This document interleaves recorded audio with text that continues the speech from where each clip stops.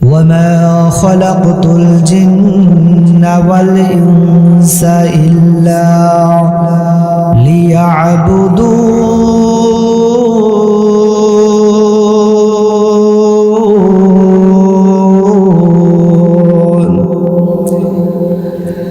আল্লাহ রাব্বুল আলামিন তার পবিত্র কোরআনুল কারীমের ভিতরে মুসলমানদেরকে লক্ষ্য করে ডাক দেয়া বলেন, ও দুনিয়ার মুসলমান ইমানদার আল্লাহর গোলাম, তোমরা কি মনে করেছো আমি আল্লাহ তাআলা তোমাদেরকে দুনিয়ার ভিতরে অযথাই সৃষ্টি করেছি?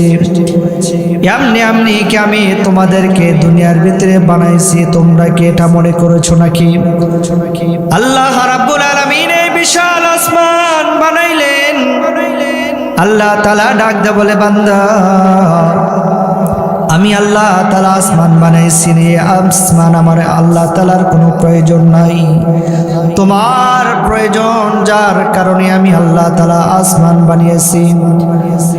এই বিশাল জমিন আল্লাহ রাব্বুল আলামিন বানিয়েছেন। ডাক দেয়া বলে, বান্দা এই বিশাল জমিন আমি তোমার জন্য বানিয়েছি, তোমার প্রয়োজন, যার জন্য আমি জমিন বানিয়েছি, আমার কোনো প্রয়োজন নাই।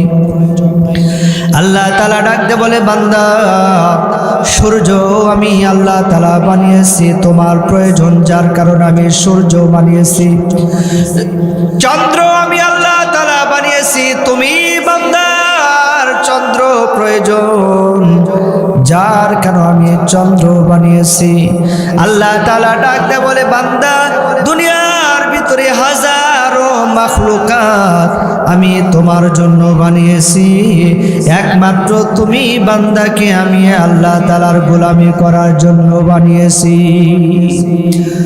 আল্লাহ রাব্বুল আলামিন তার পবিত্র কোরআনের ভিতরে ডাক দিয়ে বলে, ওয়া খালাকুতুল জিন্না ওয়াল ইনসা ইল্লা লিয়াবুদুন।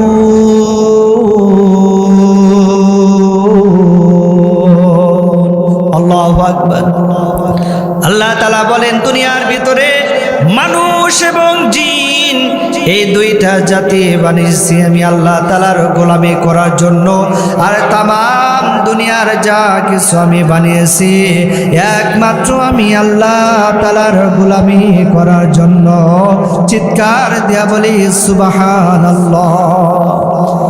মুসলমান ইমানদার আল্লাহর গোলাম, দিলের কান দিয়া কথাগুলি বোঝার চেষ্টা করবেন। এই তামাম দুনিয়ার ভিতরে আল্লাহ তাআলা হাজারো মাখলুকাত বানাইছেন, একমাত্র মানুষ এমন একটা মাখলুকাত যেটাকে আল্লাহ তাআলা স্বয়ং সম্পূর্ণভাবে বানিয়েছেন। মানুষ ইচ্ছা করলে জমিনের যে কোনো জায়গায় দাঁড়াইয়া সালাত আদায় করতে পারে, আল্লাহ তাআলার ইবাদত বন্দেগী করতে পারে। বান্দা ইচ্ছা করলে তার কুদরতি কদম দিয়া আল্লাহ তাআলার কুদরতি বান্দা ইচ্ছা করলে তার কুদরতি এইরকম ভাবে চেহারা মোবারকের কপাল নামক জায়গা দিয়া আল্লাহ তাআলার কুদরতি কদমে সেজদা দিতে পারে।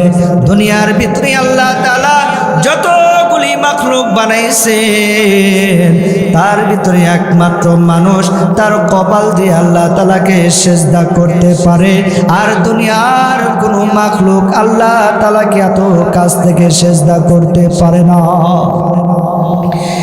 এই জন্য মুসলমান ইমানদার আল্লাহর গোলাম, আল্লাহ রাব্বুল আলামিন বলেন, আমার ইবাদত করতে গেলে তোমাদের কলিজার ভিতরে আমার মহব্বত লাগবে। আমি আল্লাহ তাআলার তাকওয়া তোমার ভিতরে থাকতে হবে। কেমন তাকওয়া তোমাদের ভিতরে থাকতে হবে? রাতের অন্ধকারে দুনিয়ার কোনো মানুষ দেখুক আর না দেখুক, আমার আল্লাহ তাআলার চক্ষুকে আমি কখনো ফাঁকি দিতে পারবো না। এটা মনে করে অন্ধকার রাত্রিতেও গুনাহ করা যাবে না।